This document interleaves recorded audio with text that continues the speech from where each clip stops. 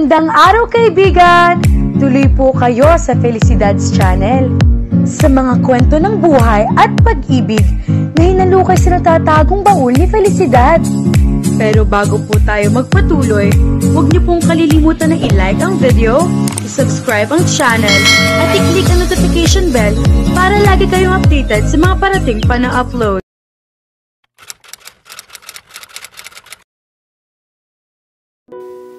Tiningnan ni Ella ang pera sa kamay niya. 50 pesos lang ang iniabot sa kanya ni Mang Tano bilang kabayaran sa mga huli niyang maratangtang. Binabara talaga sila ng matanda, palibhasa. Alam nito na wala silang ibang pwedeng pagbentahan ng mga huli nila. Ito lang ho ba, Mang Tano? Hindi nakatiis na tanong niya. Yan lang. Gaano lang ba ang huli mong maratangtang? Kalahating sako lang naman, kaya wag kang maghanap ng mas marami pang bayad. Okay, fine, hindi kailangang magtaray. Masyondang ganid sa pera? Ngaling-ngaling idugtong niya. Bukas na lang uli, Mang Tano. Sipagan mo para makarami ka. Gusto mo pala ng mas maraming kita. Galingan mo ang panghuhuli para madagdagan ang pera mo. Pahabol pa nito. Ikaw kaya ang sumisid sa ilalim ng dagat para malaman mo kung gaano kahirap. Sa loob-loob niya. Mabilis siyang nagkwenta. Diyos ko, paano kaya magkakasya ang 50 pesos hanggang bukas? 1 kilong bigas at kaunting ulam lang ang siguradong mabibili niya sa halagang iyon. Baka kangkong o alamang na naman ang ulam nila hanggang bukas. Iyon ay kung suswertehin pa silang mag-anak na umabot hanggang bukas ang kita niya para sa araw na iyon. Mission impossible. Napabuntong hininga siya sa kapalaran niya. Bakit ba hindi na lang siya ipinanganak na may gintong kutsara sa bibig para hindi na lang kailangan magbabad sa dagat sa buong maghapon? Bakit naman parang Biyernes Santo yung mukha mo, Ella? Nag-angat siya ng mukha para tingnan si Kiko. Kagaya niya, ang panghuhuli rin ng maratangtang ang ikinabubuhay nito. Nakapila pa ito sa labas ng opisina ni Mang Tano para ibenta ang huli nito. Nagkataon lang na nauna siyang pumila kay Sarito. Iniladlad niya ang hawak na 50 pesos. Ito lang ang katumbas ng maghapon kong pagbababad sa dagat. Nakakalungkot, di ba? Hindi agad ito nakasagot. Mauna na ako sa iyo, Kiko. Mamamalengke pa ako. Mabilis na paalam niya. Parang may kadenang bakal sa isang paa niya nang maglakad siya palabas ng bahay ni Mang Tano. Kung may iba nga lang sana siyang pwedeng pagkakitaan, hindi siya magtitiis sa trabahong iyon. Hay, ang hirap talagang maging mahirap. Ate, nakarami ka ng huli? May pasalubong ka sa amin? Masarap ba ang ulam natin mamaya? Bago pa nakahuma si Ella sa sunod-sunod na tanong na sumalubong sa kanya, inagaw na ng mga kapatid niya ang bitbit niyang plastic bag. Lalo lang siyang nalungkot sa ibinugad ng mga ito pagdating niya sa bahay. 1 kilong bigas at maliliit na isda lang ang naiuwi niya. Todo tawad pa nga ang ginawa niya sa palengke para lang makabili ng 1 tumpok na mabibilasan ng mga isda para may maiulam sila ng gabing iyon. Ay, wala pala tayong pasalubong. Ani pa ako pagkatapos nitong tingnan ang laman ng bitbit niyang plastik. Pasensya na kayo mga kapatid. Ani yang pilit na pinasigla ang boses kahit na parang may adobeng nakadagan sa dibdib niya. Kaunti lang kasi ang huli ni ate ngayon. Nagtatago kasi ang mga maratangtang kaya hindi ko sila nakita sa ilalim. Pero bukas, tatalasan ko pa ang mga mata ko para makarami ako ng huli at maibili ko kayo ng pasalubong. Yan din ang sinabi mo kahapon, Ate Ella. Nakalabing sabi ni Tonet, ang bunso sa kanilang 6 na magkakapatid. 7 taon si Paco, samantalang 6 na taon naman si Tonet. Si Jenny ay 8 taon na kaya nakamata na lang ito sa kanya. Exaggerated na tinakpan niya ang kanyang bibig. Pinalaki pa niya ang mga mata para magmukha siyang hindik na hindik sa realisasyon. Yun din ba ang sinabi ko kahapon? Opo ate. Halos sabay-sabay na sagot ng mga ito. Ang totoo niyan, nauubos na ang maratangtang sa dagat kaya pakaunti na ng pakaunti ang nahuhuli ni Ate Ella. Charlene! Saway niya sa sumabad na kapatid. Nagulat siya na naroroon ito sa bahay nila. Nag-aaral ito sa Kapitolyo. First year na ito sa kursong accounting. Matalino ito kaya nakakuha ng scholarship na ibinigay ng gobernador sa probinsya nila. Nagbo-board ito kaya bihirang umuwi sa kanila. Sa kanilang 5 magkakapatid, ito na lang ang swerteng nag-aaral. Napilitan na rin siyang pahintuin ang mga maliliit na kapatid niya dahil talagang wala siyang maibibigay na baon at pambili ng projects ng mga ito. Pero hindi nagpaawat si Charlene. Rumepike na ang bibig nito kasi hodang alam nito na naririnig ng mga magulang nila ang sinasabi nito. Nasa kwarto lang naman ang mga magulang nila dahil ilang taon nang nakaratay ang padre de pamilya nila. Kaya nga nakatali ang kanyang ina sa bahay dahil sa pag-aalaga rito. Totoo naman nauubos na ang maratangtang sa dagat kaya kaunti na lang ang nahuhuli nyo. Tapos, binabarat pa kayo ng walang hiyang si Mang Tano sa pagbili sa mga huli nyo. Sabihin mo na lang kasi sa mga kapatid natin ang totoo para hindi na sila umaasa na makakabili ka ng pasalubong para sa kanila araw-araw. Bakit ba negative ka? Naiinis na tanong niya rito. Minsan na nga lang ito umuwi roon, palagi pa itong busangot. Paano ako magiging positive? Dumating akong walang pagkain at siguradong wala kang maibibigay na pera sa akin para pambayad ko sa school. Ngayon pa lang, alam ko nang sayang lang ang pagod ko sa pagbiyahe pa uwi rito. Magkano ba ang kailangan mong bayaran sa school? Wag na lang, alam kong wala kang pera.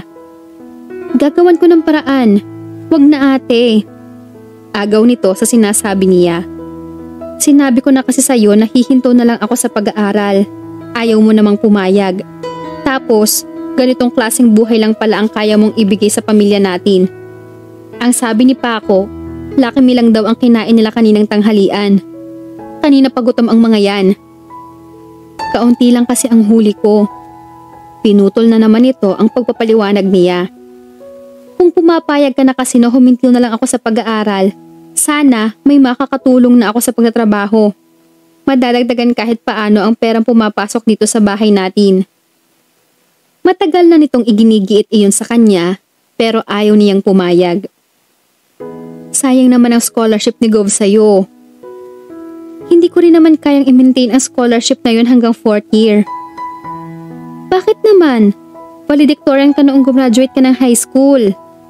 Pang-encourage niya rito. Hindi naman sagot ni Gov ang lahat ng gastusin ko sa school ate. Kagaya ngayon, may kailangang bayaran para sa project sa isang subject ko at wala tayong ibabayad. Paano ako makakatapos? 3 taon pa bago ako makatapos. Paano kaya ako makakaraos sa school? May awa ang Diyos. Hindi na tayo pinakikinggan. Nagsawa na siya sa kakahiling natin na makaahon naman tayo sa kahirapan. Sa dami kasi ng mahirap sa mundo, naririndi na siguro ang Diyos sa kakapakinig sa dasal ng mga tao. Nahindik siya sa sinabi nito. Lumaki silang magkakapatid na matibay ang pananalig sa Diyos dahil iyon ang ipinamulat sa kanila ng mga magulang nila. Tumigil na nga kayo? Sabay silang napalingon sa kwarto. Palipat-lipat ang tingin ng nanay nila sa kanila. Hapis na hapis ang mukha nito. Nay! Mabilis siyang lumapit dito at nagmano. Umahon ang guilt sa dibdib niya dahil nakalimutan niyang naroroon lang din ito habang nakikipagtalo siya sa kapatid. Tumigil na kayong dalawa. Nakikiusap ako. Naririnig kayo ng tatay niyo sa loob ng kwarto. Sorry ho, Nay. Halos sabay na wika nila na Charlene. Mag-usap na lang tayo mamaya. Akin na yung dala mo at makapagluto na muna. Ako na ho, Nay. Ako na anak. Magpahinga ka na muna habang iniluluto ko itong dala mo. Alam kong pagod ka sa pagsisid maghapon. Sagot nito.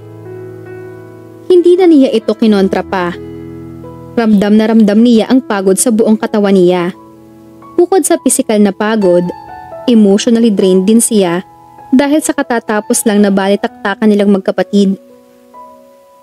Doon na muna ho ako sa labas, Nay. Magpapahangin lang ho ako. Paalam niya. Sige, Ella. Ipapatawag na lang kita kay Paco kapag nakaluto na ako. Lumabas siya ng bahay nila. Daig pa niya ang naubusan ng oxygen habang nasa loob siya ng bahay dahil sa mabilis na pagsagap niya ng hangin paglabas niya. Tumuloy siya sa tabing dagat. Ate Ella?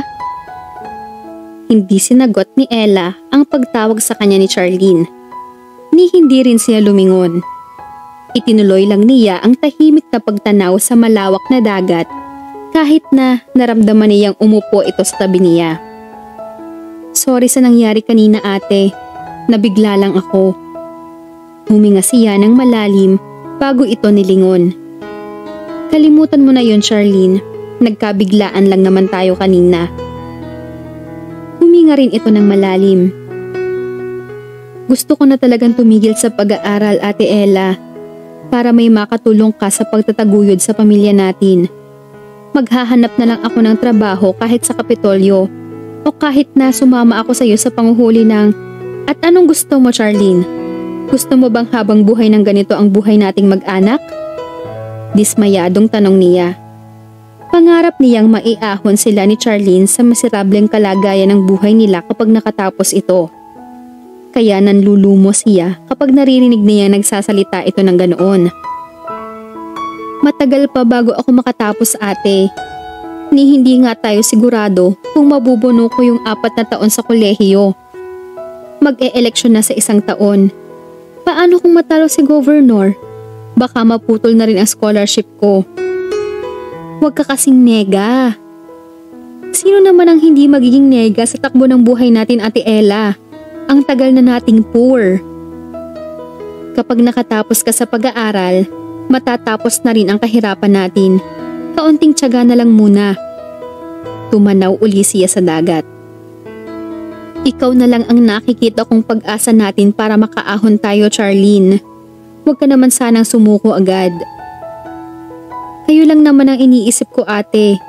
Kung madadagdagan ang nagtatrabaho sa atin, madadagdagan ang pagkaing ihahain ni nanay sa mesa. Kapag sinwerte, baka mapatingnan pa natin si tatay sa doktor sa Maynila. Baka may pag-asa pa na makalakad siya. Wala nang pag-asa na makalakad pa siya. Sa loob-loob niya. Nakapagtanong na siya tungkol sa kalagayan ng kanyang ama. Decompression syndrome daw ang tawag sa nangyari dito. Sumisid ito sa ilalim ng dagat. Biglaan ang naging pag-ahon nito kaya hindi nakayanan ng utak nito ang biglaang pagbabago ng pressure. Naparalisa ang buong katawan nito bilang resulta. Nanlumo siya noong una niyang marinig iyon.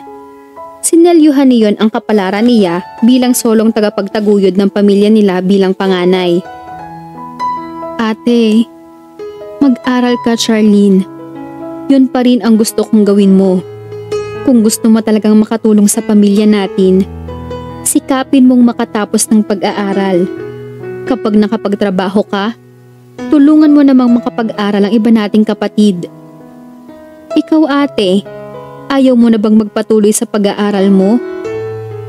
Nalipasan na ako ng panahon, Charlene. Nakakahiya nang bumalik sa eskwelahan. 25 anyos na siya.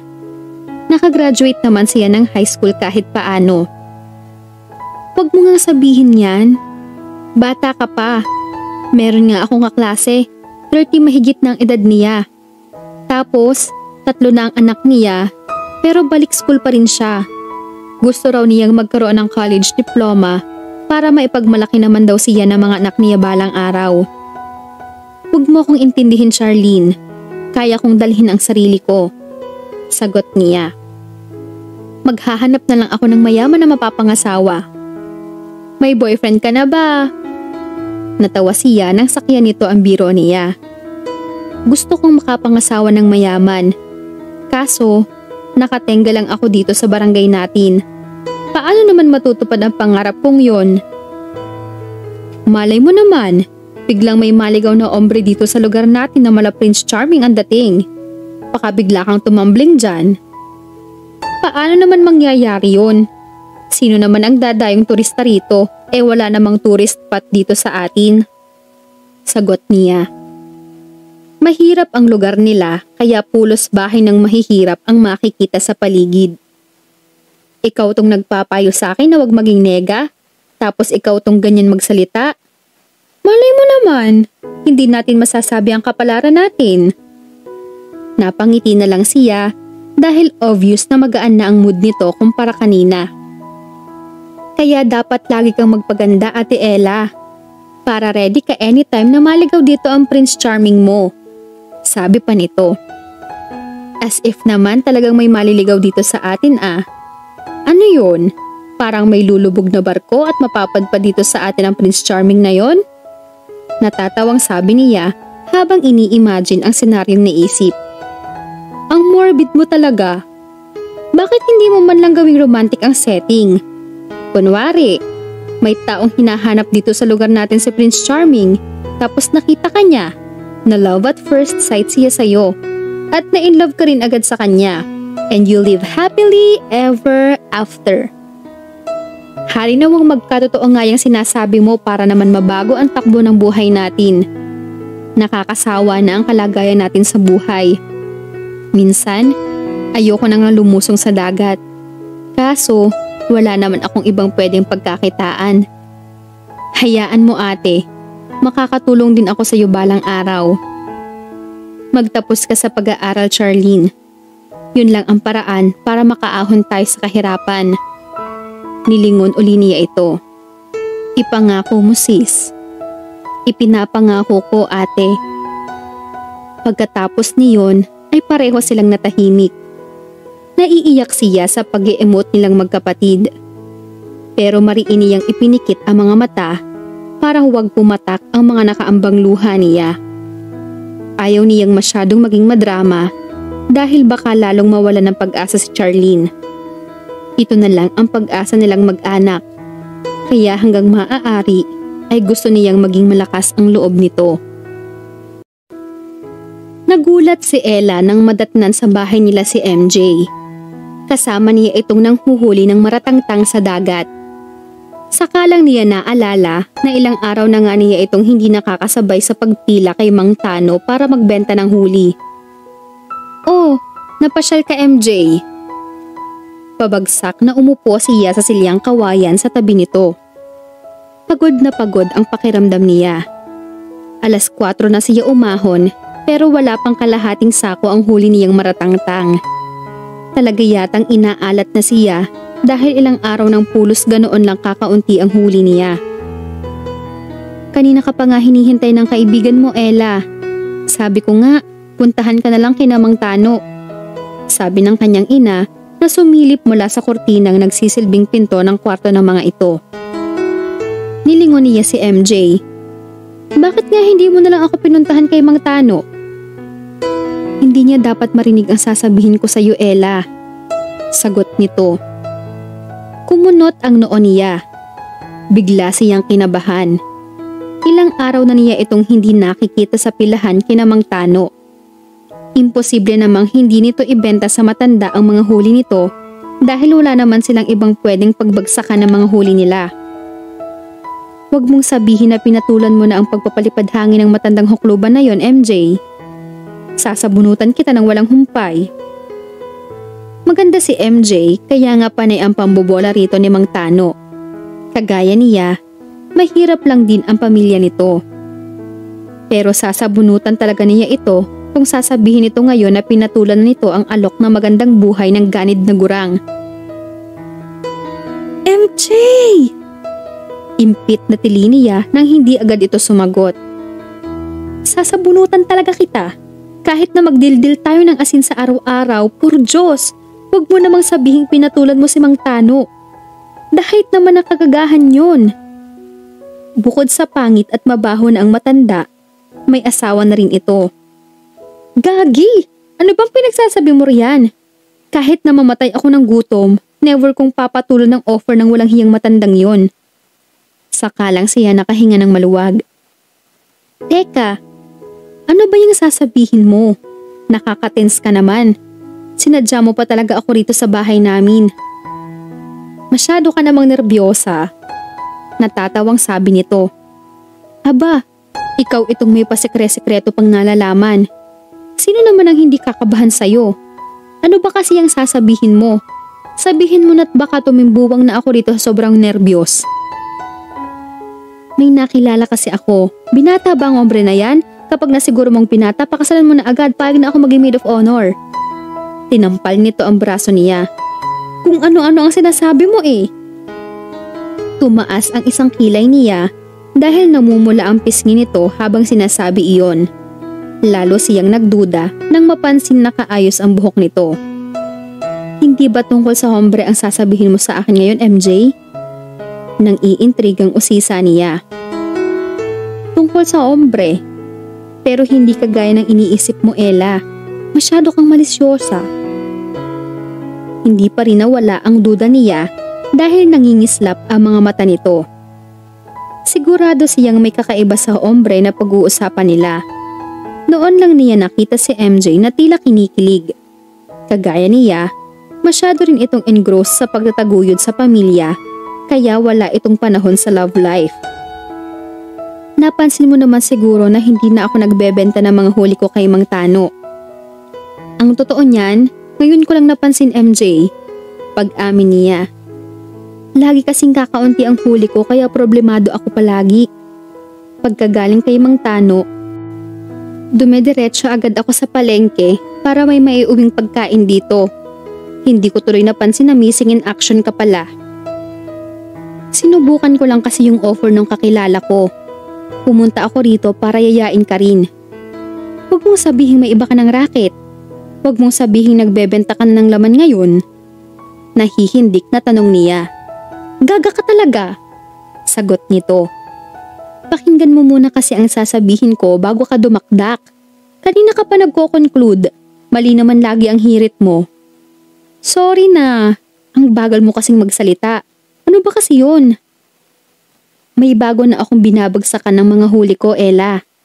Mas okay ang binibigay niyang presyo sa mga huli ko. 250 sa bawat kilo ng maratangtang na mahuhuli natin ang presyohan. Kaya madaling kitain ng 1,000 sa isang araw kung makakarami ka ng huli. 1,000? Literal na parang nakita niya ang mukha ni Jose Falianes Escoda at ng mga kasama nito sa 1,000 peso bill. Oo, sinubukan ko nga muna kung okay siya talaga. Inalok nga niya ako na magtrabaho na lang para sa kanya. Tinanggap ko na ang alok ni Tony na pamahalaan ang pagbili ng mga maratangtang sa mga nanghuhuli rito sa lugar natin. Kaya nga ako nandito, Ella. Ikaw ang una kong aalokin na magbagsak sa amin. Dire-diretsong sabi nito. 250 para sa 1 kilo? Mabilis siyang nagkwenta. Kung kasama sa pagtitimbang ang shell ng maratangtang, madaling bunuin ang 1 kilo. Di hamak na mas malaki ang kikitain niya kapag ganoon nga ang presyohan. Oo, Ella. Ine-export ni Tony ang mga maratangtang kaya malaki ang ibabayad niya sa mga huli natin. Masyado naman daw talaga tayong binabarat ni Mang Tano dahil mahal naman pala talaga ang presyo ng maratangtang sa market. Napasimangot siya nang maalala ang matanda. Talaga namang ganid ang gurang na yun. Kaya nga kay Tony mo nalang ibagsak ang mga huli mo. Bibilhin niya sa mas mataas na presyo ang huli mo. Naku MJ, hindi mo na kailangan pang kumbinsihin ako. Go ako riyan sa bossing mo. Goodbye Mang Tano. Good decision niyang gagawin mo, Ella. Masayang sabi nito. Sa tabing dagat na lang tayo magkita bukas. Sisimula na bukas ni Tony ang plano niyang pamimili ng maratangtang. Wala pa siyang pwesto, kaya sa tabing dagat na lang muna tayo. Teka muna, ilang taon na ba itong Tony na sinasabi mo? Hindi ko alam ang eksaktong edad niya, pero hindi pa naman siya matandang kagaya ni Mang Tano. Napansin niyang tila nag-blush na naman ito. Gwapo ba ang Tony na yon? Gwapo. Tila nahihiya namang sagot ni MJ. Bukas na lang, Ella. Iisa-isahin ko pa ang mga kasamahan natin para wag nang pumunta kay Mang Tano bukas. Napangiti na lang siya sa reaksyon nito. Hindi na niya ito pinigilan. Makikilala rin naman niya bukas ang Tony na sinasabi nito. Naiintriga talaga siya sa ombre. Grabe, MJ! Ang swerte mo talaga! Ang gwap na ng boss mo, ang yaman pa. Pag nagkataon, buhay donya ka sa piling niya. Shhh! Saway ni MJ kay Ella. Tumingon pa ito sa paligid. Lalo lang lumuwang ang pagkakangiti niya. Alam naman niyang malayo si Tony sa kanila, kaya nga tinutukso niya ang kaibigan. Personal na ipinakilala sa kanya ni MJ ang lalaki. Impressed agad siya kay Tony. 30 lang siguro ang edad nito, pero halatang angat na angat ito sa buhay. May sarili itong fishing boat na naka-angkor sa bandang gitna ng dagat. Mahigit 2 linggo na mula noong magsimula itong bilhin ang mga huli nila. Natuklasan niyang malakihan pala ang operasyon ng negosyo nito dahil for export nga ang maratangtang na binibili nito sa mga taga-Silaki. Hulog ito ng langit sa kanilang mga taga roon dahil lumaki talaga ang kita nila sa araw-araw. Napansin niyang tila natulala si MJ sa pagkakatitig nito kay Tony. Huwag mong pakatitigan at baka matunaw na si Tony, MJ. Tudyo niya sa kaibigan. Tumigil ka nga sa sinasabi mo, Ella. Baka marinig ka ni Tony at isipin niyang kung ano-ano ay kinikwento ko sa'yo. Hayaan mo siyang mag-isip para matanggal ang piring sa mga mata niya at makita niya kung gaano kakaganda at kung gaano kakabaliw sa kanya. Kinurot siya nito sa braso para tumigil na siya. Pero wala siyang balak na magpaawat. Masyado naman kasi itong halata sa damdamin nito para kay Tony, kaya nga araw-araw niya itong tinutokso sa boss nito. Bakit kasi hindi ka pa magpakita ng motibo sa bossing mo para magkaalaman na kung may feelings din siya sa'yo? Pero naba-vibes ko na pareho kayong may lihim na pagtatangi sa isa't isa. Ang lagkit niyong magtinginan eh. Pinaikot nito ang mga mata. Wala akong nararamdaman para kay Tony, Ella. Bakit pa kasi ayaw mong maniwala? Para naman kasing hindi kita kilala, MJ. Paano mo ako makukumbinsi na wala kang feeling sa amo mo? Inoobserbahan kita, baka akala mo may kasamang pagnanasa ang mga tingin mo kay Sir Tony. Ang dumi talaga ng isip mo. Malinaw lang ang mga mata ko at malakas lang akong humalata. Kaya kahit pa mag-deny ka ng mag-deny, hindi mo ako makukumbinsi na wala kang pagnanasa sa amo mo. Nakikita ko sa mga mata mo ang pruweba. Dapat pala pumipikit ako kapag kaharap kita? Nakaismid na sabi nito. Kahit pa nakapikit ka, hindi mo naman maitatago ang kislap sa mga mata mo. Ewan ko lang kung ako nga lang ang nakakahalata o alam na rin ni Tony ang feelings mo para sa kanya. Ano sinasabi mo, bruha? Ang sabi ko, halatang halata ka. Pero hindi kita masisisi kung magkagusto ka man kay Tony. Papalicious naman siya talaga eh. Mas magtataka pa siguro ako kung wala ka man lang maramdamang kahit na ano para sa kanya. Baka isipin ko na tomboy ka. Sinulyapan ulit nito si Tony na abala pa rin sa pakikipag-usap sa isang tauhan nito. Karirin mo na lang ang hombre, MJ. Siya ang prinsipeng magdadala sa iyo sa palasyo. Untag niya rito. Umiling ito. Hindi ako papansinin ni Tony, Ella. Ang layo ng agwat namin sa buhay. Siyempre, mas pipiliin niya yung kagaya niyang mayaman din. Aba, balay mo naman, MJ. Ang daming kwento tungkol sa mayaman at mahirap na nagkatuluyan. Baka isa ka sa maswerte na sa mga kwento lang nagkakatotoo ang mga ganoon. Pakli nito. Ikaw talaga? Wala kang kabilib-bilib sa love. Ang sabi nga ni Francisco Balagtas, pag-ibig, pag pumasok sa puso ni numan, hahamakin ang lahat, masunod ka lamang. Patulang sabi niya. Matagal nang patay si Francisco Balagtas. Hindi na siya aware sa maraming kwento na nagpapatunay na hindi laging nagwawagi ang pag-ibig. Bakit ba masyado kang nega? Sinisira mo naman ang faith ko sa love niyan eh. Bumuntong hininga ito. Hindi ko sinisira, Ella. Ayoko lang umasa sa wala. Mabuti na yung ganitong nega ako kaysa naman umasa ako na posible ngang maging kami. Tapos, mabobokya lang naman ako. Hihirit pa sana siya pero binara na agad siya nito.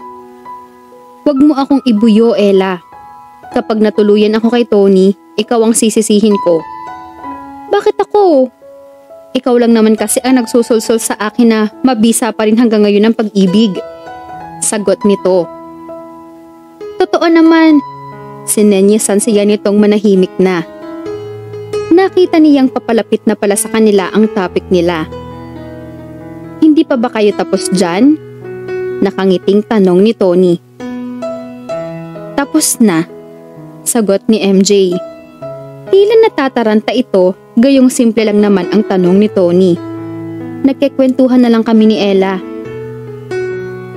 Ano naman ang pinagkikwentuhan nyo? Rumipike na ang bibig niya bago pa siya mapigilan ni MJ. Pinagkikwentuhan namin yung tungkol sa kaibigan namin na nagkagusto sa isang mayamang lalaki. In love siya roon. Humihingi siya ng payo sa amin ni MJ kung itutuloy pa niya ang nararamdaman niya o kalilimutan na lang yung guy. Nag-aalangan kasi siya dahil ang layo ng agwat nila sa buhay. Langit yung lalaki, lupa naman daw siya. Sa palagay mo, Sir Tony, posible bang magkagusto ang isang mayamang kagaya mo sa babaeng nang huhuli lang ng maratangtang?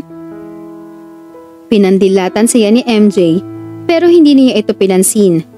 Kay Tony lang nakapako ang mga mata niya.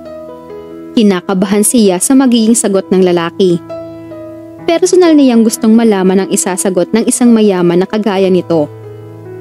Bakit naman hindi? Tugon ni Tony. Siyempre, nahihiya kasi yung kaibigan namin. Mayaman nga kasi yung lalaki.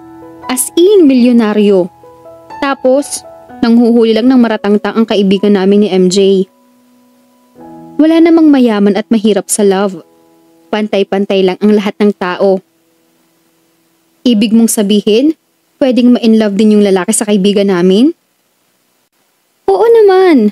Kung mabait, responsible, masipag, at maalalahanin naman yung kaibigan nyo, bakit naman hindi mahuhulog ang loob sa kanya ng lalaki? As in, sa tingin mo, posibleng magkatuluyan sila? Oo naman. Nakangising bumaling siya kay MJ.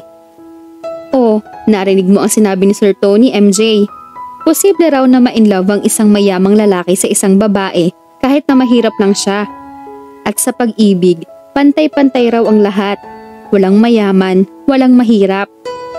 Naniniwala si Sir Tony sa sinabi ni Francisco Balagtas.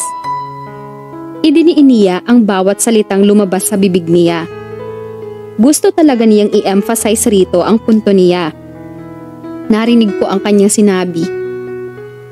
Lalong lumuwang ang pagkakangiti niya. Nabayaran mo na ba ang huli ni Ella, MJ? Tanong ni Tony. Opo. Pwede na nating ipadala kay Berto ang mga sea urchins para maipreserba na. Sige po. Sinanyasan nito ang tauhan na kunin na ang mga maratangtang na nabili ni MJ. Mauuna na rin ako sa inyo. Mamamalengke pa ako. Paalam niya sa mga ito. Ikaw na lang ang magsabi sa kaibigan natin ang tungkol sa opinyon ni Sir Tony, MJ. Oo na. Nanggigigil na sagot nito. Bye na muna, bukas na lang uli. Tinalikuran na niya ang mga ito. Alam niyang malaking istorbo na siya roon. Hindi na kasi maalis ang pagkakatingin ni Tony sa kaibigan niya. Para bang gusto na nitong masolo si MJ. Habang naglalakad siya palayo sa mga ito, hindi niya maiwasang mainggit sa kaibigan dahil dumating na ang Prince Charming nito. Kailan kaya darating ang para sa kanya? Kailan ka pa nakauwi, Rowel? Tinungga muna ni Rowel ang laman ng hawak na goblet bago sinagot ang tanong ng kaibigang si Gino. 2 months na ako rito. 2 2 months ka na rito? At ngayon ka lang nagparamdam sa amin? Natawa siya sa exaggerated na reaksyon nito. Dramatic talaga ang karakter ni Gino. Naalala niya na miyembro ito ng drama club nila noong high school.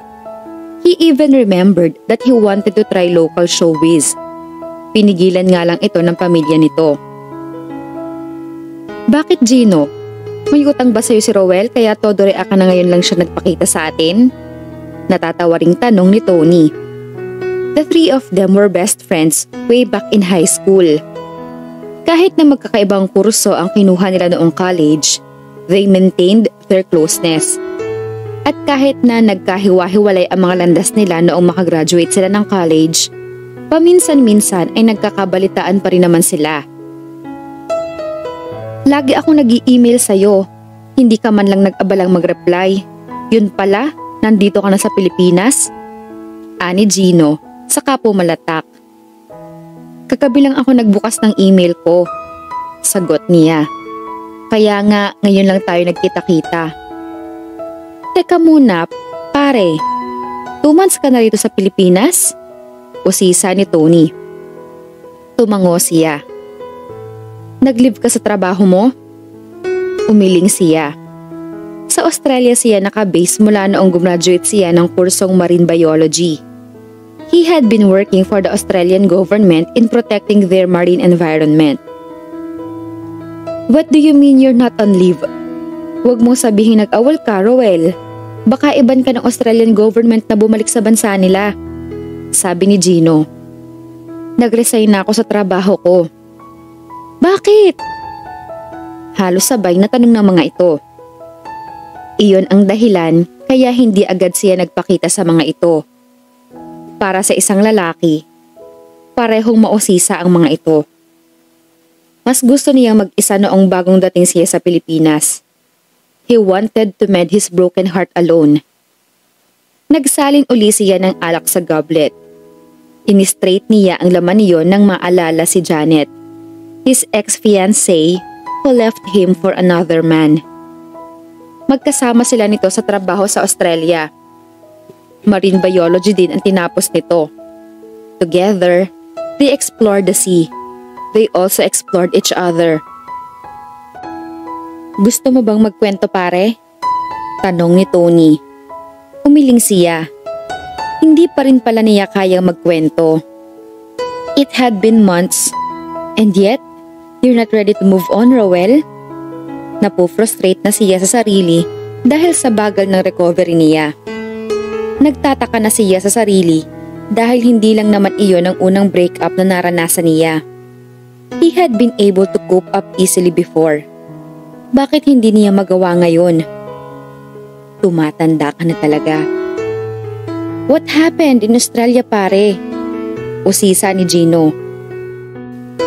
Ayaw ngang magkwento ni Rowel, Gino. Huwag na nating pilitin.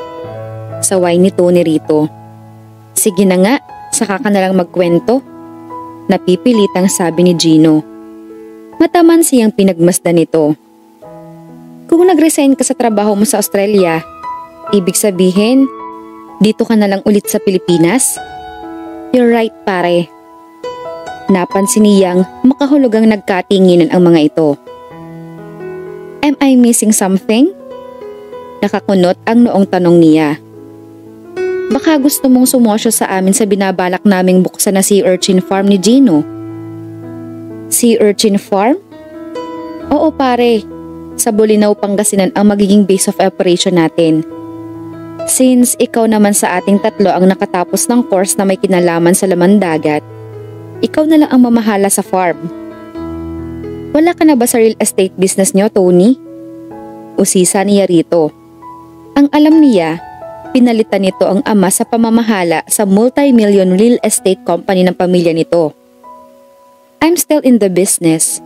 Nag-venture lang ako sa ibang industry. Sagot nito. Nag-venture ka sa sea urchin industry particularly? Tumango ito.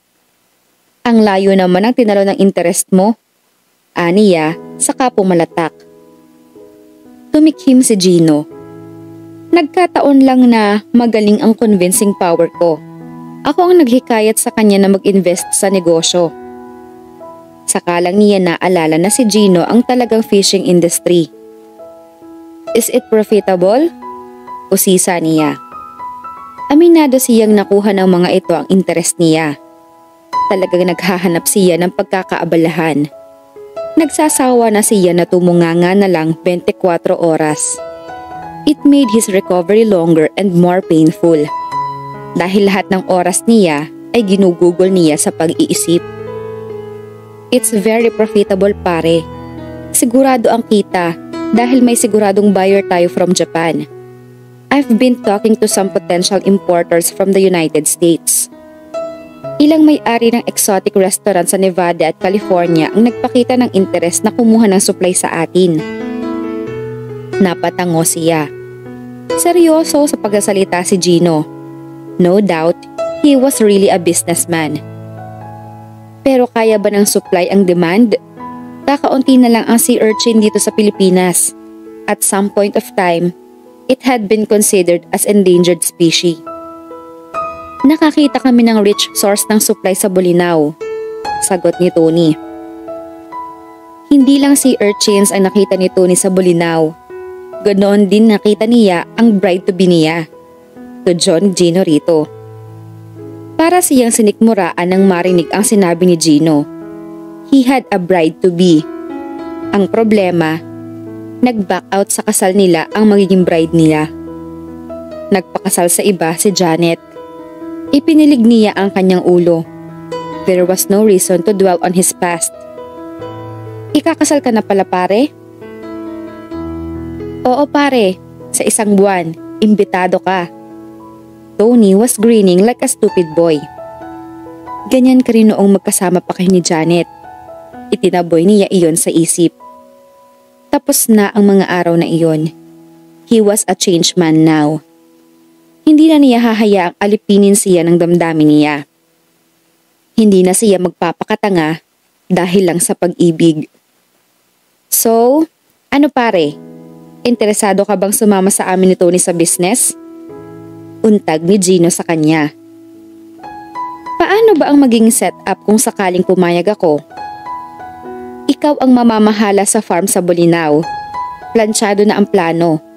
Nakakuha na kami ng permit mula sa local government sa Bolinao para makapag-operate tayo roon.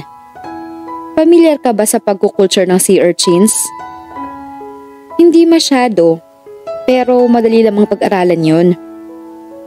Tamang-tama. Umattend tayong 3 ng seminar na gagawin ng Bureau of Fisheries and Aquatic Resources para mas malinaw sa atin kung paano ang operasyon ng sea urchin farm, sabi ni Gino. Gusto ko munang makita ang feasibility study mo, Gino. Shoot! Where exactly are you going, Iho? Away, ma. Sagot ni Rowell sa tanong ng kanyang ina. Away? As in, out of the country? Hindi, ma. Dito lang ako sa Pilipinas. Isinara niya ang traveling bag pagkatapos ilagay ang jacket niya roon. Hindi mo ba masabi ang pangalan ng lugar na pupuntahan mo, Rowell? Nagtatampong tanong nito. Bumuntong hininga siya. Alam niyang mag-uusisa ito pagpasok pa lang nito sa pinto ng kwarto niya. She had been in his back since he came home. Panay na ang usisa nito sa kanya kung bakit nag-resign siya sa trabaho niya. Kaya siya palaging naglalagalag ay dahil ayaw niyang i-entertain ang mga tanong nito. Ruel, untag nito sa kanya. Sumosyo ako sa negosyo ni Gino at Tony, ma. Nasa Pangasinan ang base of operation ng negosyo kaya doon muna ako. Nakipagkasundo siya sa mga kaibigan dahil nakita niya ang potensyal ng negosyo. It seemed profitable. Wala ka na ba talagang balak na bumalik sa Australia? Umiling siya. Wala ka ring balak na tulungan na lang kami ng Tito Husto mo sa pagpapatakbo ng business natin? Umiling uli siya. May 2 hotel na iniwan ang kanyang ama para sa kanilang mag-ina. Ito ang namamahala roon nung una, pero nang mag-asawa uli ito, ay ipinasa nito sa pangalawang asawa ang pamamahala sa hotel. Ginawa nito iyon nang hindi muna siya kinonsulta. He never contested her decision, but at the same time, he showed her that he did not agree with it. Doon nagsimulang magkalamat ang relasyon nilang mag-ina. Ayaw mo ba talagang tulungan kami na ayusin ang takbo ng mga hotels natin, iho? It was never one of my options, ma. Diretsang sagot niya.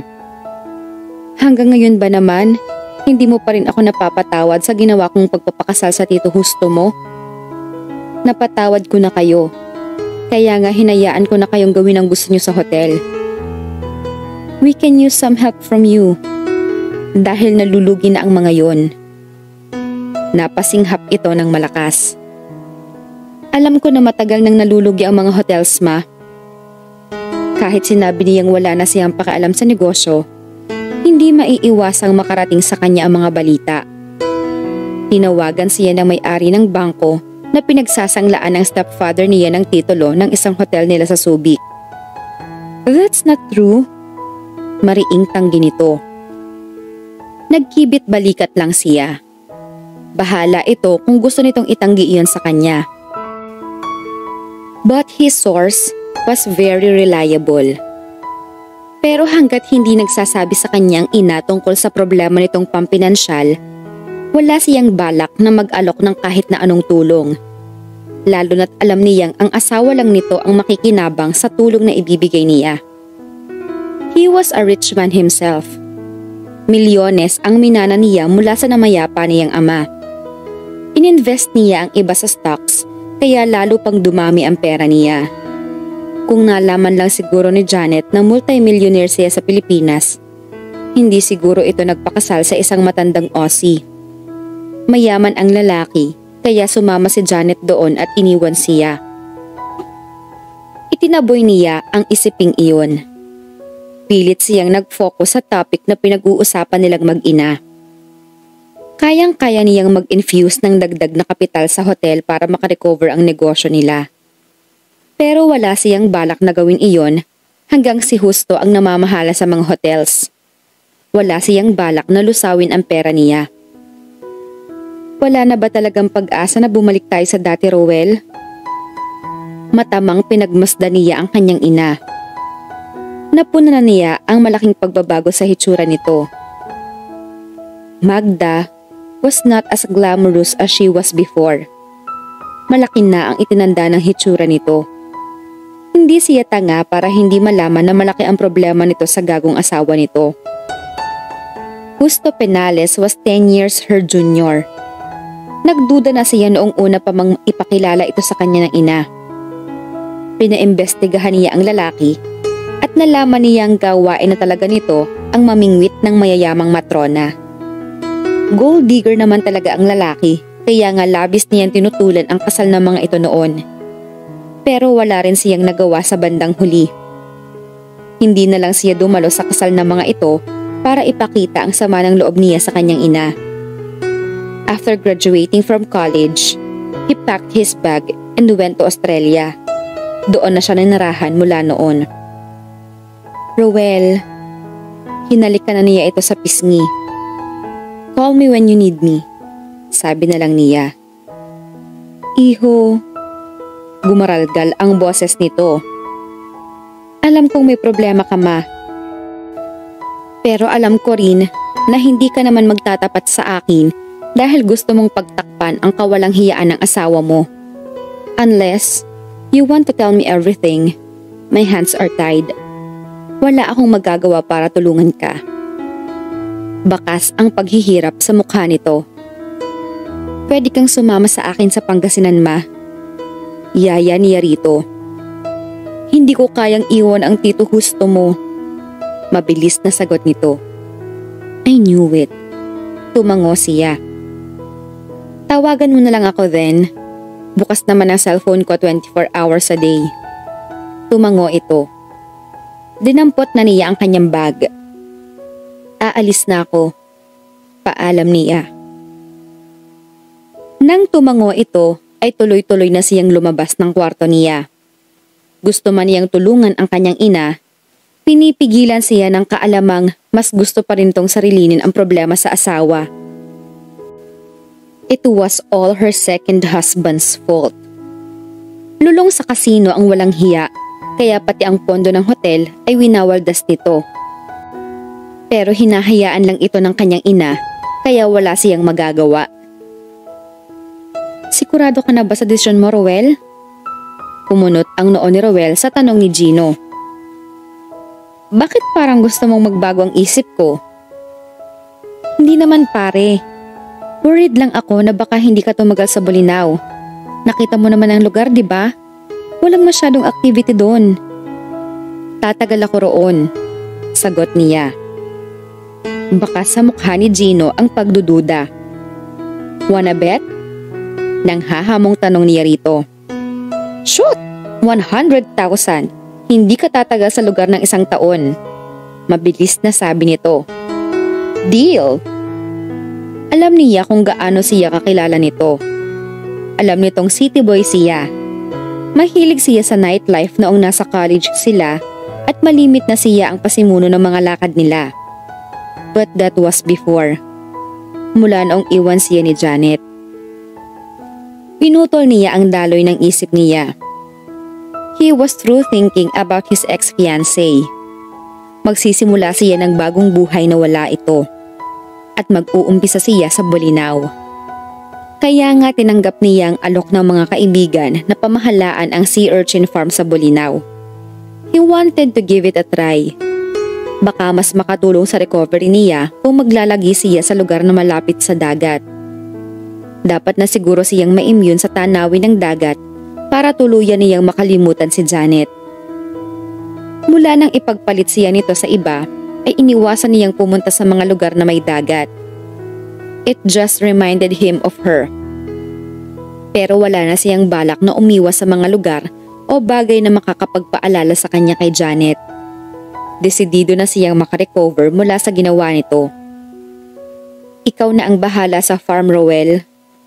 Kayang-kaya mo naman pamahalaan yun for sure. Tawagan mo na lang kami ni Tony kapag may problema. Kapag may problema ko lang kayo pwedeng tawagan?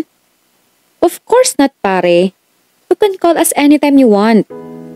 Kunot noong pinagmasdan siya nito. Ihanda mo na ang 100,000 mo. Mukha ngayon pa lang, naiinip ka na sa magiging buhay mo roon. Hindi ka talaga tatagal ng 1 taon. Tumawa lang siya sa sinabi nito. Ella, alam mo na ba ang bagong balita? Pabulong na tanong ni Diana kay Ella. Hindi pa, sagot niya. Natawa siya dahil parang classified information talaga ang sasabihin nito.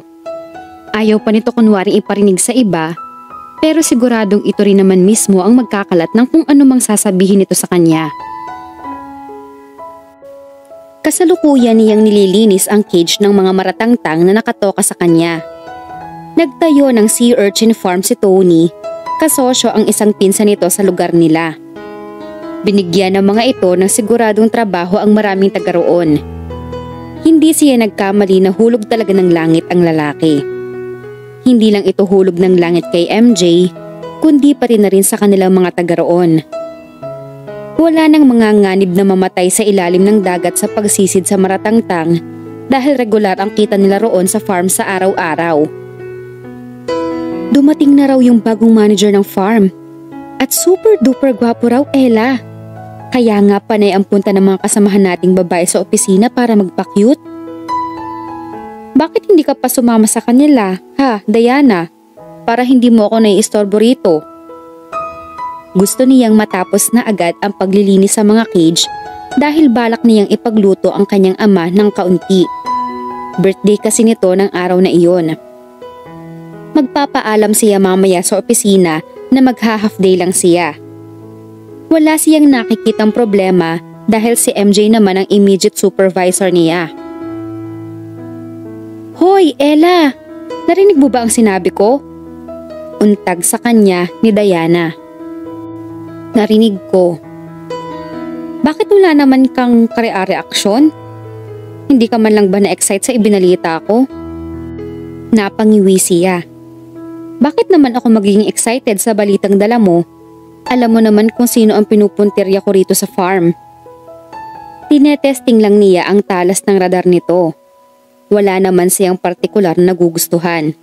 Gusto lang niya itong ma-curious. Teka, bakit hindi ko yata naaamoy yan, Ella? Pakli nito.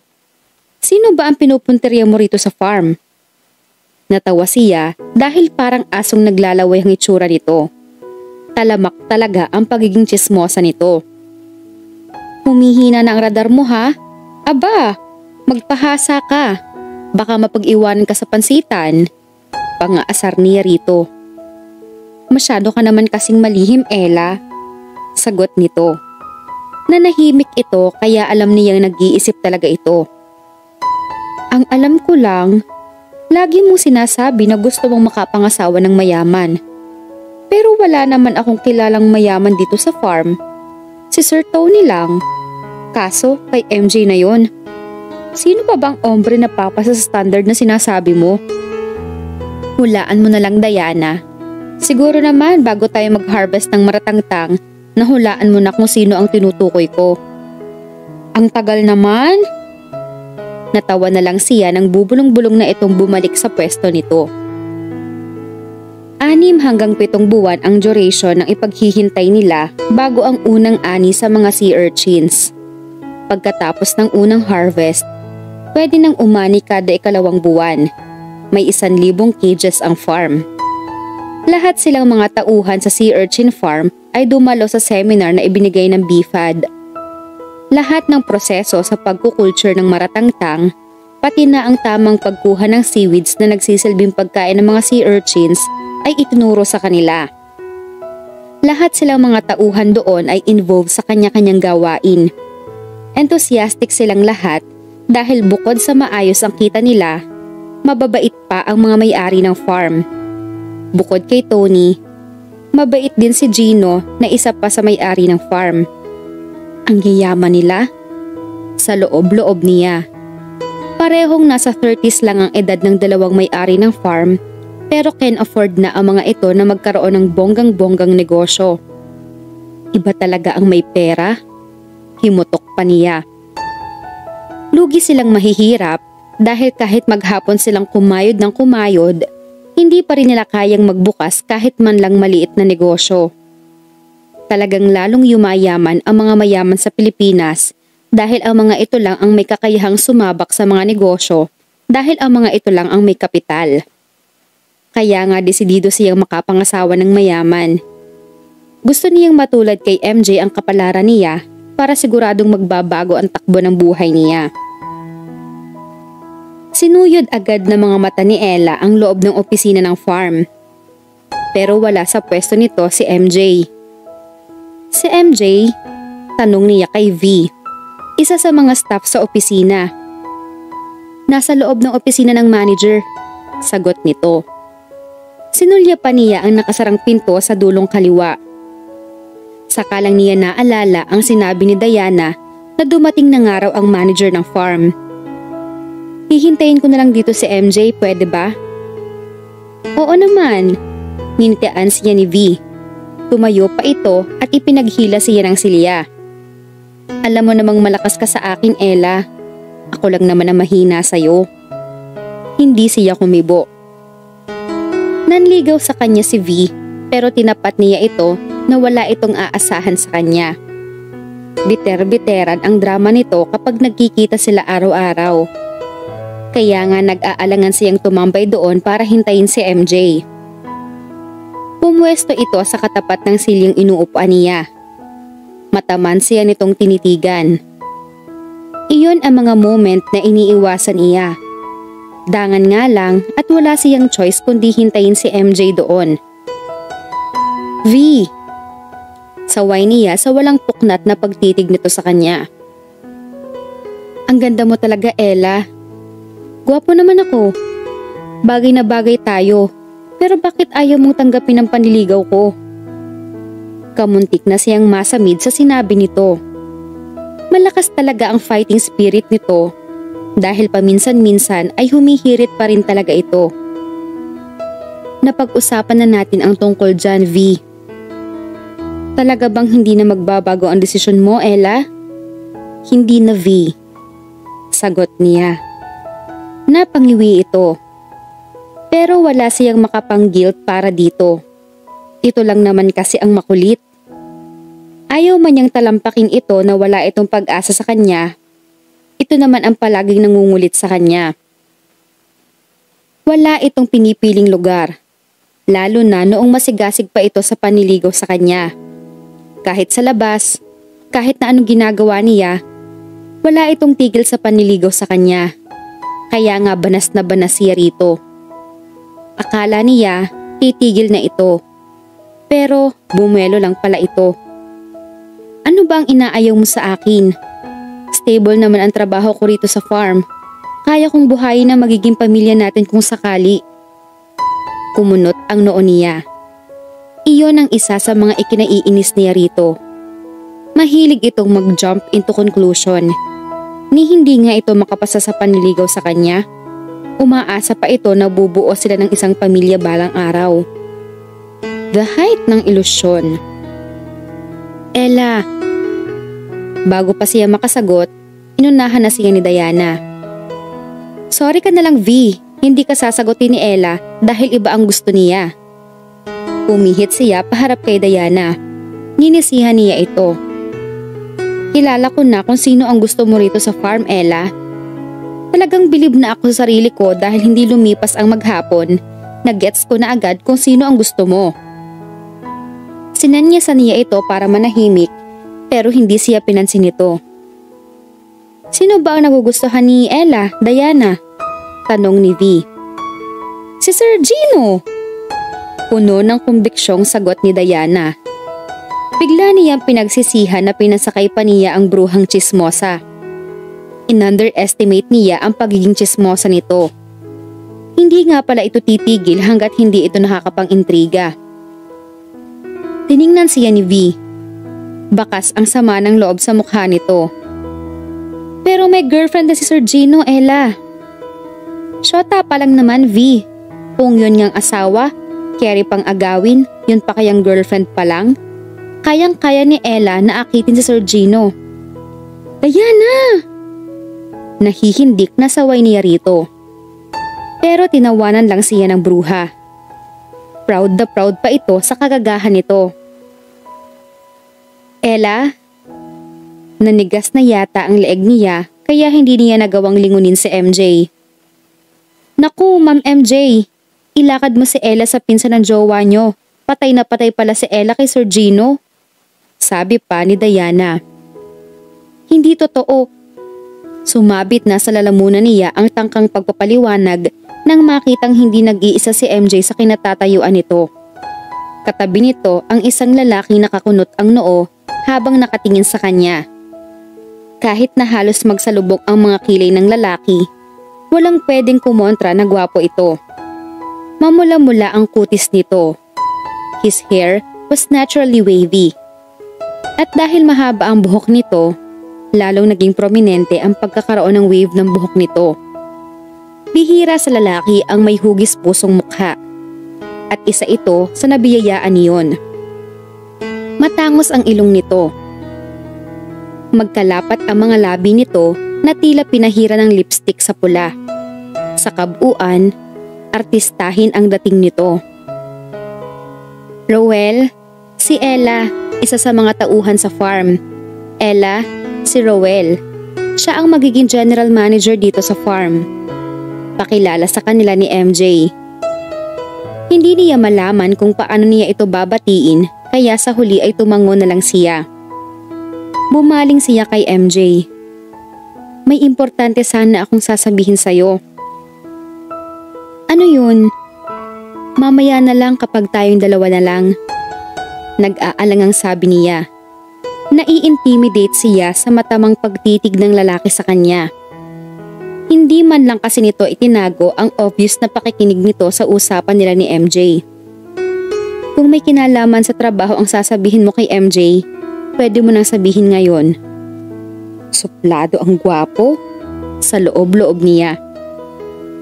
Magpapaalam lang sana ako kung pwede ako mag-half day ngayon. Kailangan kompleto ang mga tauhan natin mamaya, MJ. I-orient ko silang lahat para sa operation ng farm. May mga particulars akong kailangang i-discuss tungkol sa pagkukulture ng sea urchins kaya kailangan dumalo silang lahat. Bago pa may makapag-react sa kanila, tumalikod na ang lalaki at pumasok na uli sa opisina nito. Sa labas na tayo mag-lunch, Ella, sabi ni MJ sa kanya bago pa siya makapag-react. Napakayabang naman ng manager na yun. Akala mo kung sino? Mas mahigpit pa sa may-ari ng farm Napakasuplado. Kabago-bago, akala mo kung sinong umasta? Mayabang pa kina Sir Tony at Sir Gino. Kanina pa nang gigigil si Ella habang kumakain sila ni MJ.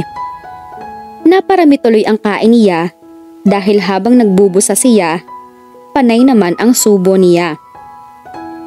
Intindihin mo na lang, Ella. Gusto lang siguro niyang makumpleto ang lahat ng tauhan sa farm mamaya. Bumuntong hininga na lang siya. Nakapangako kasi ako sa tatay ko, MJ. Birthday kasi niya ngayon. Nangako ako na ipaghahanda ko siya kahit kaunti. Nagde-deteriorate na kasi ang health niya. Baka last birthday na niya ngayong taon. Nabasag ang boses niya nang sabihin iyon. Hindi na talaga maganda ang kondisyon ng tatay niya. Pinatingnan niya ito sa doktor sa Maynila noong gumanda ang kita niya.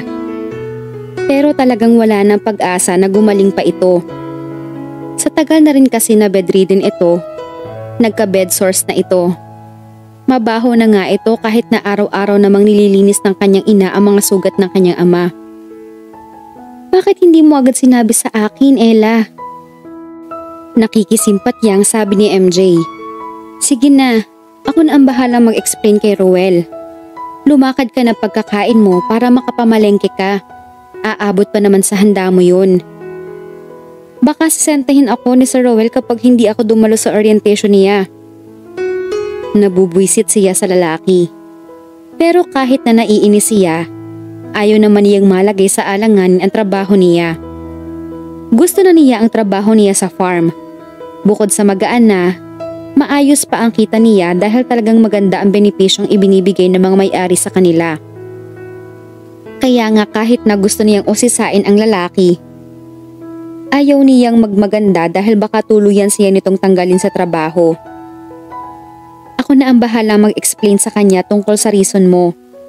Valid naman ang reason mo, kaya maiintindihan naman siguro niya yon. Saan ba kasi napulot ng jowa mo yon? Ang yabang-yabang? Kaibigan daw yun ni na Tony at Gino. Classmate nila noong high school pa lang sila. Kaya pala nagmamayabang. Malakas naman pala ang kapit sa mga may-ari. Nakaismid na sabi niya. Mabait namang kausap, Ella. Talaga lang sigurong mahigpit ang palakad niya pagdating sa trabaho. Pero sigurado namang maiintindihan niya kapag na-explain ko sa kanya ang rason mo. Paano kung hindi? Ako na ang bahalang magpaliwanag sa kanya. Baka sasantihin ako noon. Alam mo namang can't afford akong mawala ng trabaho. Hahayaan ko ba namang mangyari yun sa'yo? Sagot nito. Pagkakain natin, go ka na para makapamalengke ka na. Ibati mo na lang ako ng happy birthday sa tatay mo. Sure ka ba, MJ? Baka tuluyan ako ni Sir Roel. Wala ka bang tiwala sa akin? Tanong din ito. Meron. Yun naman pala Kapag sinabi kong sagot kita, sagot talaga kita. Kaya wala kang dapat na alalahanin. Strong ako sa may-ari ng farm. Natatawang biro pa nito. Natawa na rin siya sa banat nito. Parang pinipiga ang puso ni Ella habang pinapanood ang buong pamilya niya. Si Charlene lang ang kulang. Hindi ito nakauwi dahil examination week nito.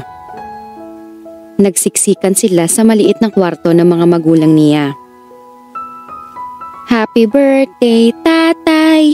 Happy birthday, tatay! Pinakamalakas ang boses ni Paco. Palibhasa, bata pa ito, kaya hindi pa naiintindihan na malungkot ang araw na iyon. Mahinang-mahina na talaga ang katawan ng kanyang ama. Halos hindi na nito maimulat ang mga mata sa labis na panghihina. Pagkatapos nilang kumanta ay isa-isa silang lumapit sa nakaratay na ama. Malakas na pagbati ang tinanggap nito mula sa kanila. Lumuhod siya sa sahig sa gilid ng katre na hinihigaan ng ama. Happy birthday po, Tay. Garalgal ang boses na bati niya rito. Magpagaling ho kayo. Mas maraming handa sa susunod na birthday nyo. Kahit na halatang hirap, pilit na idinilat nito ang mga mata nito. Salamat anak. Anito sa mahinang boses. Hiningal na ito at dinalahit ng ubo sa dalawang salitang sinabi nito. Nagkatinginan sila ng kanyang ina. Bakas ang awa sa mukha nito para sa asawa. Sige na mga anak, doon na muna kayo sa labas. Pagtataboy sa kanila ng kanyang ina nang hindi pa rin tumigil sa pag-ubo ang kanyang ama. Sunod-sunod na silang lumabas ng kwarto. Inilapag ni Jen sa mesa ang maliit na cake na binili niya sa panaderya bago siya umuwi. Walang nagtangkang magsalita sa kanila. Maliit lang naman ang bahay nila kaya dinig na dinig nila ang pag-ubo ng kanyang ama. Gusto na niyang takpan ang kanyang mga tainga para hindi niya marinig ang pag-ubo ng kanyang ama. Parang lalabas na ang baga nito sa tindi ng pag-ubo nito. Awang-awa siya rito dahil obvious ang matinding paghihirap nito. Tumahimik ang paligid dahil tumigil na rin sa wakas sa pag-ubo ang kanyang ama. Pero wala pang 5 minuto ang nakalilipas, dinalahit na naman ito ng sunod-sunod. Tumayo siya nang hindi na niya matiis ang pakikinig sa tila walang katapusang pag-ubo ng ama. Lalabas na muna ako, paalam niya sa mga kapatid. Bakit lalabas ka pa ate? Gutom na ako. Hindi pa ba tayo kakain? Tanong ni Paco. Hintayin na natin si nanay bago tayo kumain, Paco. Saway rito ni Jen. Tumuloy na siya sa paglabas. Umupo siya sa silyang kawayan sa tapat ng bahay nila. Ramdam niyang hindi na magtatagal ang kanyang ama. Kahit masakit sa dibdib, alam niyang kailangan niyang tanggapin kapag dumating ang araw na iyon. Matagal na rin naman itong nagdurusa. Hindi niya alam kung gaano katagal na siyang nakatulala lang doon nang lumapit sa kanya ang kanyang ina. Si tatay, usisa niya. Nakatulog na, sagot nito. Umupo ito sa tabi niya kaya napahinto siya sa balak na pagtayo.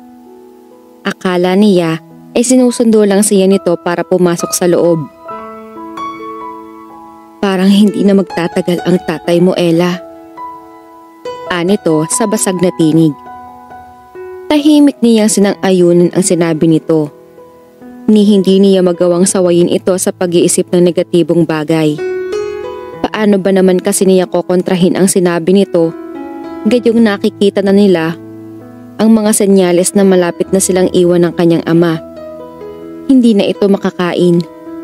Palagi na rin itong nakapikit na tila ba napapagod na ito sa simpleng pagdilat pa lang. Parang hindi ko kakayanin kapag nawala siya. Impit na humagulhol ang kanyang ina. Sa tagal na panahong nakaratay ang kanyang ama, noon lang niya nakitang umiyak ito. Ganoon ito katatag. Idol niya ito pagdating sa katapangan. Nanibago siya sa nakikitang panghihina ng loob nito ng mga sandaling iyon. Nakatakip ang 2 kamay nito sa mukha habang umiiyak ito. Nagtaka siya kung paano nito napipigil ang pagkawala ng ingay ng iyak, gayong panay ang alog ng mga balikat nito. Patunay iyon ng matinding emosyon sa dibdib nito.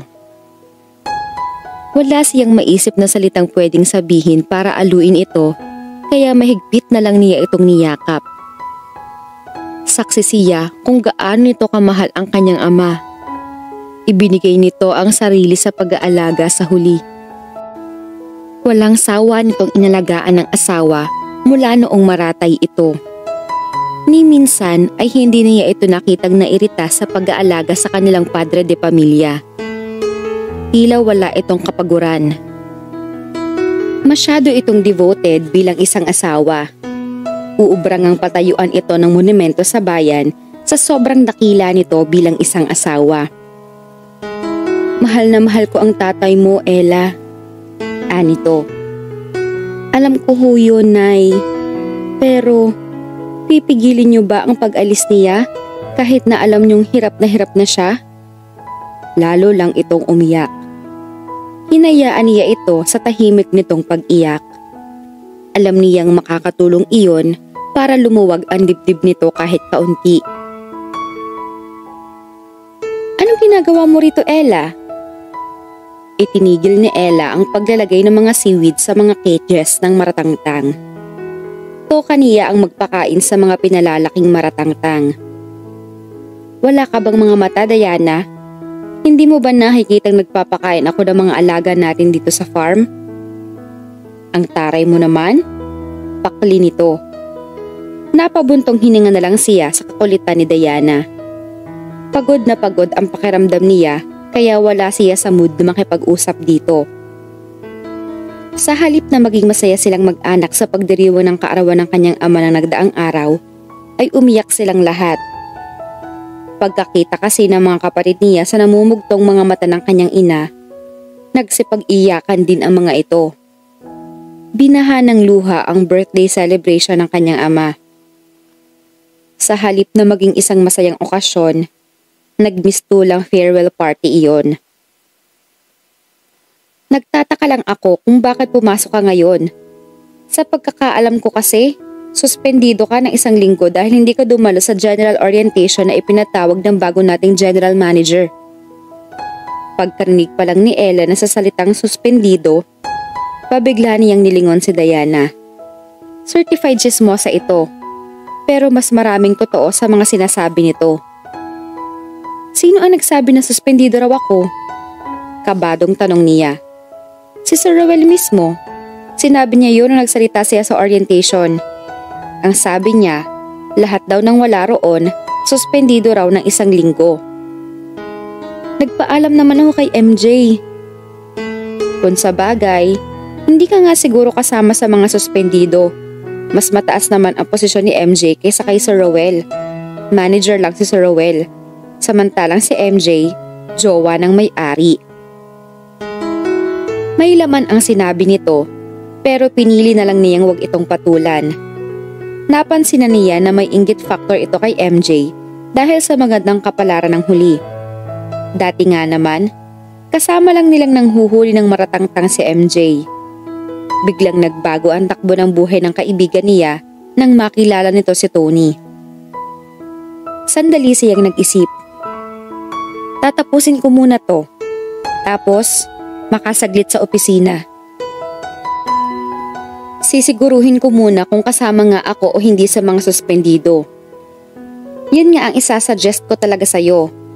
Ang mabuti pa, iwan mo na muna yung ginagawa mo. Para kung suspendido ka nga, hindi naman masayang ang hirap mo. Hayaan mong iba ang tumrabaho niyan. Tatapusin ko na muna ito bago ako pumunta roon. 2 cage na lang naman ang hindi ko pa napapakain. Sagot niya. Ikaw ang bahala. Pero kung ako yan, hindi muna ako magtatrabaho hanggat hindi ako sigurado sa status ko. Baka sayang lang ang effort ko, wala naman pala akong sasweldohin. Tumahimik na lang siya at itinuloy ang ginagawa. Hindi siya sang-ayon sa suggestion nito. Malaking tulong sa kanila ang trabahong ibinigay sa kanila ng farm. Ano ba naman ang pagmalasakitan nila ang kabuhayang nagbigay sa kanila ng siguradong kita sa araw-araw?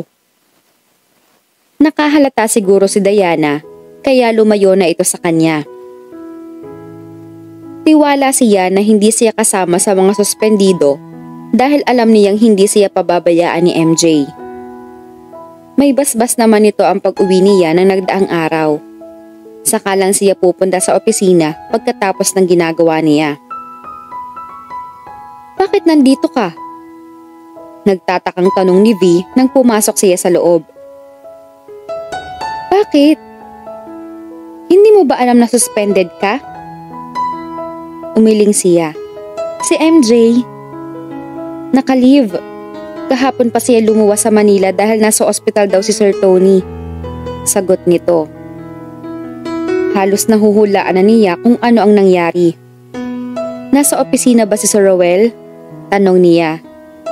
Oo. Kakausapin ko. Lakas loob na sabi niya. Susubukan niya magpaliwanag sa lalaki. Maiintindihan naman siguro nito na valid ang rason niya kaya siya umalis ng nakaraang araw. Kung hindi man siya maipagpaalam ni MJ, pwede pa naman siguro niyang habulin ang suspension niya. Katukin mo na lang. Tumango na lang siya bago tumalikod. Malakas ang tibok ng puso niya habang kumakatok sa pinto ng opisina ni Sir Rowell. Pangalan pa lang, tunog suplado na. Sa loob-loob niya. Pinapalakas lang niya ang loob niya. Tensyonado siya sa nakatakdang paghaharap nila ng lalaki. Ang lakas ng personalidad nito at nai-intimidate siya. Noon lang siya nakaramdam ng ganoon sa isang lalaki kaya naninibago siya.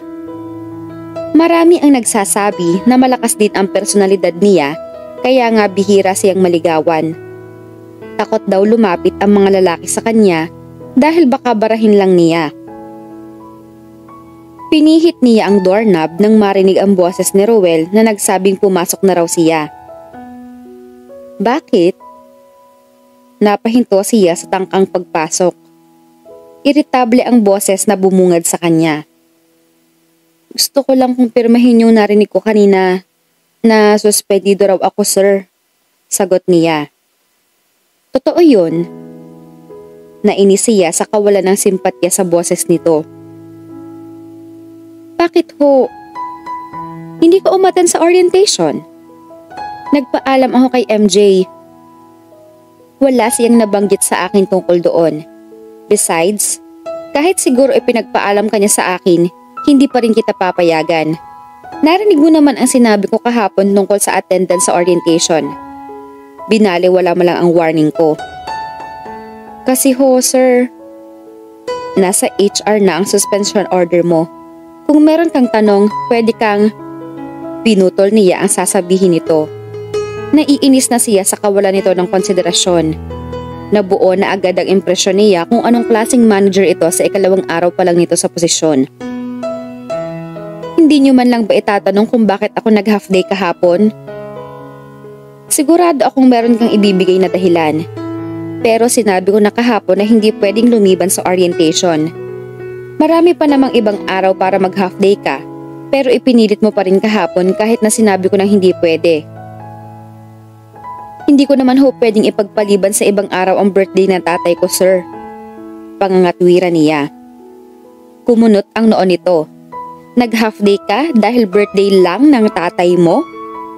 Sa tingin mo, valid reason yon para suwayin ang utos ko na bawal mawala sa ibibigay kong orientation?